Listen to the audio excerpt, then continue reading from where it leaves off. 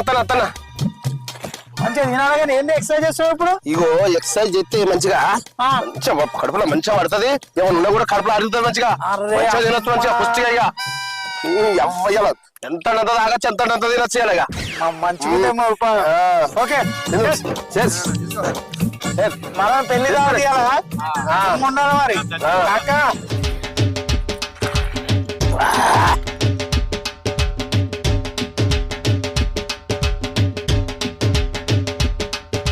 అరే జరగదు నువ్వు తింటలేవు మంటరు. నాకు ఇవాళ ఒక్కపోద్దన్నా. అరే ఒక్కపోతే అయితే మరి మంది ఎంత అవుతావురా?